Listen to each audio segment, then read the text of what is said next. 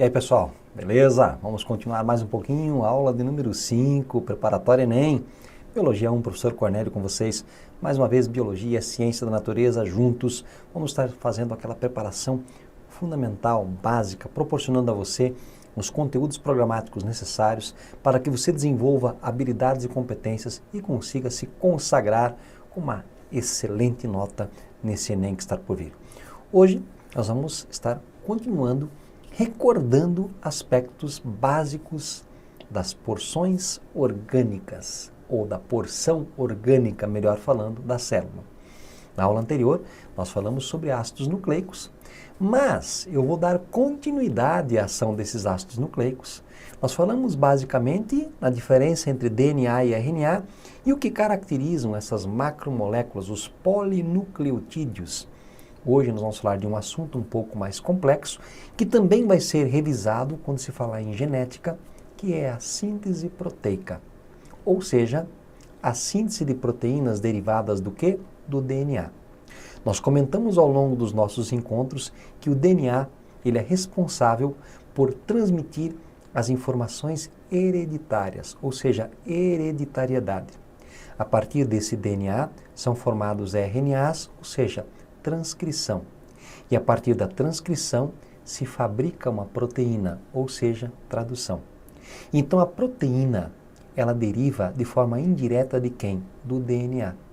Prova que erros nesse DNA podem fazer com que proteínas não sejam fabricadas, ou sejam fabricadas com defeito. Porque nós vimos que essa estrutura proteica, ela depende da quantidade de aminoácidos, dos tipos de aminoácidos e da sequência de aminoácidos. E havendo um errozinho básico na receita, se você trocar um item, vamos imaginar aquele exemplo simples que eu dei para vocês do bolo de cenoura. Você quer fabricar um bolo de cenoura, só que você trocou um item. Ao invés de colocar o açúcar, você colocou o sal. Ou ao invés de colocar a cenoura, você colocou o limão. Foi a troca de um item, o restante todos os demais itens permaneceram os mesmos, só que o produto final falhou. Não é aquela proteína, não é aquele bolo, portanto, há problemas. Como que acontece essa síntese proteica? Síntese vem de produção, de fabricação. Eu vou sintetizar algo. E para sintetizar alguma coisa, eu tenho que ter o quê? Uma receita. Como eu faço isso? Eu tenho que ter o quê? A matéria-prima. Eu tenho que ter o quê? Um local para produzir. Então guardem 3 coisas. Eu tenho que ter uma receita, eu tenho que ter a matéria-prima, eu tenho que ter um local com ferramentas para poder produzir. Se eu quero produzir o meu bolo, eu tenho que ter a receita do bolo. Eu tenho que ter o quê? A matéria-prima. Eu tenho que ter a farinha, os ovos, o açúcar, eu tenho que ter a cenoura. Eu tenho que ter, sei lá, o azeite. Eu tenho que ter como produzir. Eu preciso de uma batedeira, eu tenho que colocar isso numa forma, eu tenho que assar num forno, eu tenho que ter um lugar. E quando eu penso numa síntese proteica, é a mesma coisa. Eu tenho um DNA, que é a receita mãe. Essa receita mãe é transcrita para formar o RNA. E o RNA me indica como eu devo fazer. Aonde que eu vou fazer isso? Dentro de uma estrutura básica chamada ribossomo. O ribossomo é a única organela que todos os seres vivos têm que ter, porque ele faz o básico, ou seja, síntese proteica. É a fábrica de proteínas.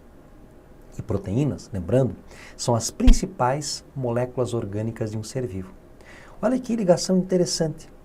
Então nós vamos ter essa receita e nós vamos ver agora como eu fabrico essa proteína. Lembrando que a proteína depende de quantidade de aminoácidos, de tipos de aminoácidos e da sequência desses aminoácidos. Lembrando que com várias peças de Lego eu posso produzir uma casa, mas eu posso produzir um carro, ou eu posso produzir um muro, ou eu posso produzir uma planta. Tudo depende de qual é a receita. A peça básica é a mesma. E que peça básica é essa? Essas peças básicas são os aminoácidos. Mas esses aminoácidos, que são em torno de 20 tipos diferentes, eles são identificados por códigos genéticos. Quais são esses códigos? São aqueles escritos com aquelas 4 letrinhas básicas: timina, citosina, guanina e adenina. Portanto, Essa é a forma de ler a vida. A molécula da vida, o DNA, tem a receita de como se faz tudo. Vamos à aula? Então vamos lá. Síntese proteica, claro, nós já analisamos um pequeno aspecto, que é o aspecto da duplicação do DNA. Então lembrando que o DNA, ele tem a capacidade de se autoduplicar. E essa duplicação era tida como semi-conservativa. Esse DNA, ele tem a capacidade de formar RNAs. Esse processo é um processo denominado transcrição. Transcrição. E esses RNAs, quando colocados em prática, formam as proteínas. Esse processo é um processo chamado de tradução. Quando nós falamos numa célula eucariota, aquela que tem um núcleo definido, o processo de tradução, ele acontece no citoplasma. Enquanto que o processo de replicação, que é duplicar o DNA, e o processo de transcrição, então a replicação e a transcrição acontecem no núcleo. Só para retomar aqui nós temos o DNA pareado. Você observa que a fita aqui é uma fita dupla. E você observa que eu preciso abrir essa fita para duplicar o DNA. Então, nesse ponto aqui, essa fita foi aberta. O DNA, quando vai ser duplicado, vai abrir toda a fita. E quem abre a fita, nós vamos ter, obviamente, a abertura dessa fita, ela é feita por uma enzima.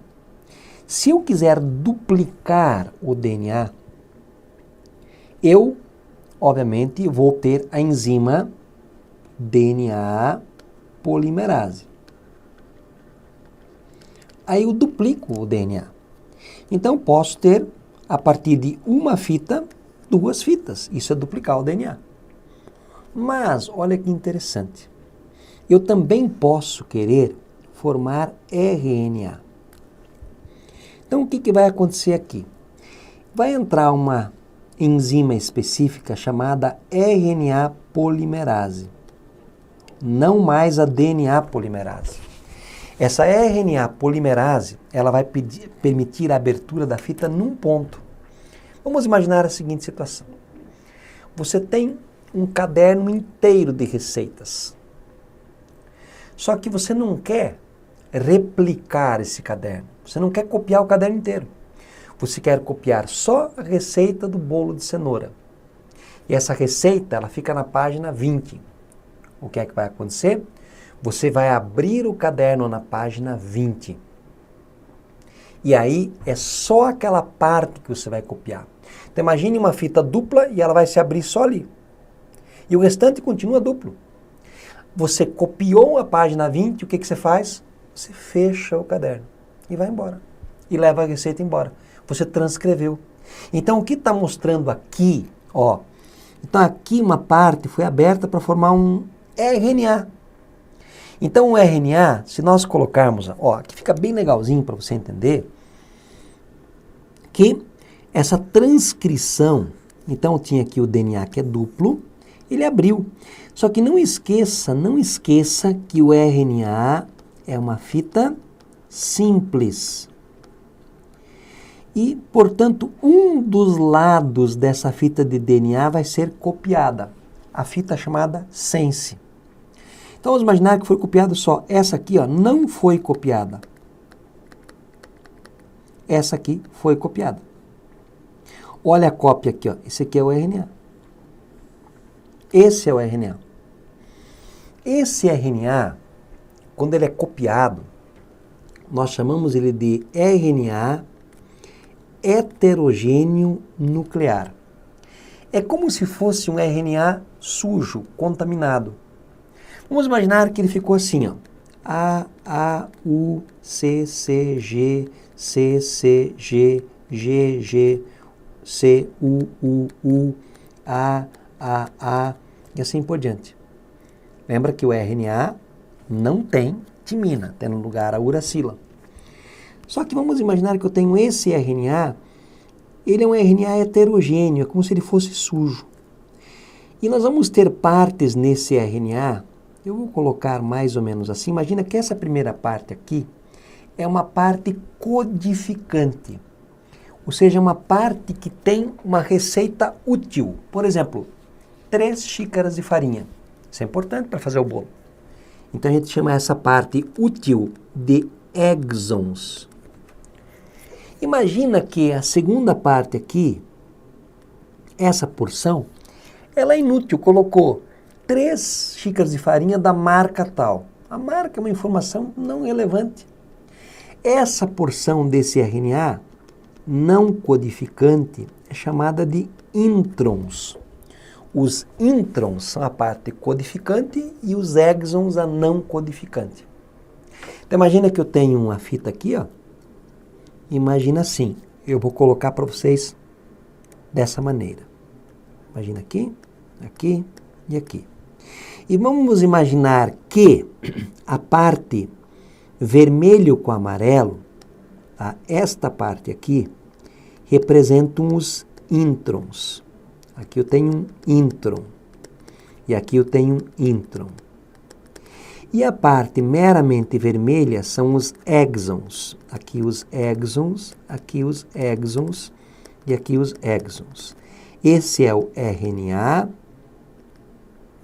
Vou só voltar aqui um pouquinho. O RNA heterogêneo nuclear. Para ele virar um RNA útil, ele tem que ser transformado só em partes codificantes. Então existem enzimas específicas que vão ser as tesouras biológicas, que picam essas partes. E depois colam as partes codificantes. O RNA vai ficar assim, só introns. Essa parte aqui é o RNA útil. Só existem aqui introns associados. 3 tipos de RNA serão formados aqui. O RNA chamado ribossômico, o RNA chamado mensageiro e o RNA chamado RNA transportador. Já veremos como isso acontece. Beleza? Então, o que é transcrição? É a formação de RNA a partir de DNA. Agora, olhem só. Aqui nós temos um exemplo na figura da utilização de 2 tipos de RNAs. O RNA ribossômico, que não aparece na figura aqui, ele é usado para formar o ribossomo. O que é o ribossomo? O ribossomo é a fábrica. Então, imaginem que esta fábrica estivesse aqui, ó, aqui ao redor. Algo mais ou menos assim, uma parte da fábrica aqui. O RNA mensageiro que está aqui, ó, ele está carregando a mensagem, ou seja, ele carrega qual é a receita. E o RNA transportador, colocado aqui, observem que eles têm códigos. Ó. O transportador transporta matéria-prima. Mas quem que é a matéria-prima? A matéria-prima é o aminoácido, ou são os aminoácidos. Ok? Então, olha só, para carregar o aminoácido, tem que ter um código de 3 letrinhas. Este código de 3 letrinhas, ó, ele tem que se conectar no código do mensageiro para ver se existe compatibilidade. O código de 3 letrinhas no RNA mensageiro, nós chamamos de códon. O código de 3 letrinhas do RNA transportador, nós chamamos de anticódon. Ok? Como isso acontece? Vamos dar uma analisada aqui. Imaginem que aqui eu tenho um DNA. Assim, ó. A, T, C, G, C, A. O DNA é duplo, então ele vai ter aqui a sua fita dupla, ficaria assim, T, A, G, C, G e T. Esse DNA abriu, eu vou copiar direto só essa fita de baixo aqui para formar um RNA. Qual é a enzima que abre o DNA para formar RNA? É a RNA polimerase. Eu vou copiar só essa parte aqui, ó, para formar o RNA. T liga com quem? Com A. A liga com U. G com C, C com G, G com C e T com A. Esse é o RNA. O RNA mensageiro, a cada 3 letrinhas, é o códon. Então, tenho 2 códons aqui. Eu vou tornar o RNA transportador compatível, para você ter o anticódon. Então, aqui, A com U com A, C com G. G com C, C com G, A com U. A cada 3 letrinhas, eu tenho o anticódon. Ok? Então, tem o códon no RNA mensageiro, o anticódon no RNA transportador. E existe uma tabela indicando quais são os códons. A tabela pode aparecer com códon e anticódon. Aqui nós temos uma tabela com códon. Observe que 3 nucleotídeos vão formar um códon. Então, por exemplo, ó, o código UUU, eu vou aqui na tabela, ele indica que a compatibilidade com o aminoácido, ó, um aminoácido, chamado fenilalanina. Só que observem que também o código UUC também carrega um único aminoácido. E quem é esse aminoácido? Fenilalanina.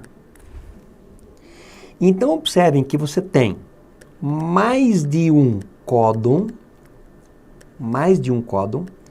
para carregar um aminoácido. Mas o aminoácido, ó, então você tem mais de um códon carrega um aminoácido. Ok? Então tem o código UU que determina a fenilalanina. UUC também fenilalanina. Só que a fenilalanina, beleza? O códon UU codifica a fenilalanina. O código UUC também codifica a fenilalanina. Então eu tenho um códon que carrega um tipo de aminoácido, um outro códon que carrega o mesmo tipo de aminoácido. Só que esse códon aqui, ele carrega só a fenilalanina. Só que a fenilalanina pode ser carregada por mais de um códon. Eu digo que o código genético, portanto, é degenerado. Então, tem um aminoácido que pode ser carregado por mais de um códon. Só que o códon carrega só um aminoácido. Repetindo, o aminoácido pode ser carregado por mais de um códon.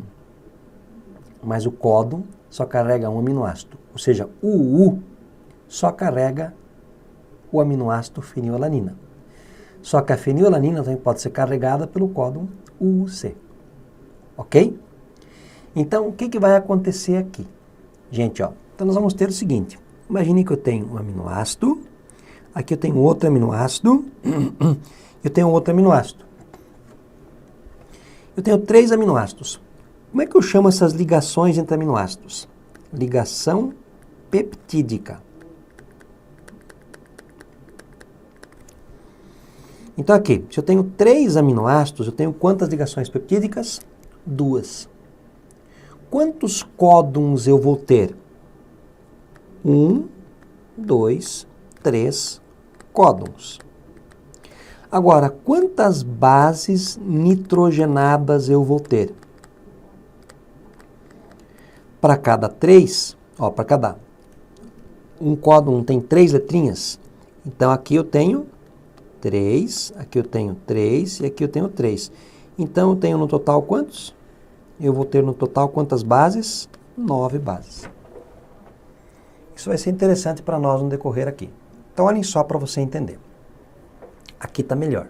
Ó. Você tem aqui o ribossomo, que tem duas subunidades, uma maior e outra menor. Aqui dentro está passando o RNA mensageiro com a receita, ó, os códons. Tá? Então a cada 3 você tem um códon. A cada 3, um códon. Aqui foi separado esse códon aqui à parte. Tá? O RNA transportador, olha ele aqui trazendo o aminoácido. Ele tem um anticódon. Este anticódon tem que ser compatível com o códon aqui. Então aqui eu tenho 3. Se aqui for, por exemplo, A, U, C, aqui se for ligar tem que ser o quê? U, A, G. Então, se há compatibilidade, ocorre a ligação. Se não há compatibilidade, não ocorre a ligação. Então, você observa que aqui, ó, você já viu que ligou, está ligando um próximo. Quando chega esse daqui, você observa que essa fita, ó a sequência aqui, dá um pulo para cá. Então, essa fita vai sendo lida gradativamente. Então, o transportador trouxe o aminoácido, ligou. Esse aminoácido se liga ao próximo aminoácido. Daí entra um novo RNA transportador. Quando ele se liga ao próximo, ele pega e vai embora. E os aminoácidos ficam ligados aos aminoácidos por ligação peptídica. Só que é interessante, para iniciar uma leitura de proteína, sempre o código é o mesmo. Vamos voltar para a tabela aqui, ó. Sempre para iniciar, o código tem que ser AUG. A metionina é o código de iniciação. E nós temos alguns códigos que indicam a parada da cópia, que é o stop, que é o código de terminalização. Que nós temos aqui, ó, UGA, stop. UAA, UAG são códigos stop, ou seja, indicam a parada da cópia. Pode ser que eles numa proteína estão logo no início, a proteína vai ser menor. Ou lá no finalzão, a proteína vai ser maior. Ok? Então é dessa forma que é a formação das proteínas. Então primeiro, se ativa o aminoácido, qual é o aminoácido que eu vou usar? Qual é a matéria-prima que eu vou usar para fabricar o bolo? Eu vou iniciar a leitura. Tá? O RNA, ele está passando, né? Mensageiro, está passando pela fabriqueta. Ele traz os códigos. Aí vai iniciar o que é a leitura. Aí conforme vai acontecendo a ligação aqui, você vai tendo elongação. Ou seja, a proteína formada vai crescendo. E obviamente vai ter uma terminação, vai ter um código que indica, ó, agora tem que parar. E aí existe um processo de pós-tradução, que é um processo onde pode ter um dobramento dessa cadeia polipeptídica para gerar essa proteína. Isso pode acontecer no próprio citoplasma ou no retículo rugoso. Aqui a gente consegue enxergar isso bem. Ó. Então, mensageiro, olha só, o ribossomo. Então, nós vamos ter as duas subunidades. Você vê aqui o processo, né, de formação dessa proteína, ó, a elongação dela cada vez maior, até o processo de terminalização. Terminou de copiar a proteína. Então aqui nós temos os polissomos, são vários ribossomos associados à mesma fita, copiando a proteína em larga escala. Ok?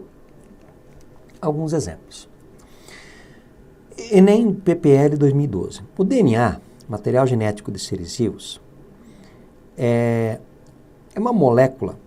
Ah, não, mas aqui isso aqui nós já resolvemos. Vamos resolver uma próxima então, gente. Isso aqui. Os vegetais biosintetizam determinadas substâncias, por exemplo, alcaloides e flavonoides, cuja estrutura química e concentração variam em um mesmo organismo em diferentes épocas do ano e estágios de desenvolvimento. Muitas dessas substâncias são produzidas para a adaptação do organismo às variações ambientais, temperatura, parasitas, herbívoros, estímulos a polinizadores, ou fisiológicas, crescimento e envelhecimento. Então, olha o que ele diz, que os vegetais, eles biosintetizam determinadas substâncias, tá? Cuja estrutura química e a constituição variam no mesmo organismo em diferentes épocas do ano. Se eles sintetizam, eles fabricam. Então, tem um DNA que tem a receita. Só que ele diz o seguinte, que essa receita, ela pode ser lida conforme o quê? Uma questão de temperatura, de pressão, tá? Ou pode ser lida conforme uma necessidade fisiológica. Por exemplo, uma necessidade de reprodução, de uma excreção eficiente. Ele diz assim, que as variações qualitativas e quantitativas, ou seja, o tipo e a quantidade, na produção dessas substâncias durante o ano, são possíveis porque o material genético do indivíduo, por quê? Sofre constantes recombinações para adaptar-se. Muda ao longo do ano em diferentes fases da vida. Cria novos genes para a biossíntese de substâncias específicas. Altera a sequência de bases nitrogenadas para criar novas substâncias. Ou possui genes transcritos diferentemente de acordo com cada necessidade. Gente, surgiu uma palavra interessante aqui, ó, gene. O que é gene? Gente, guardem isso para te ajudar lá na genética. É um pedaço de DNA.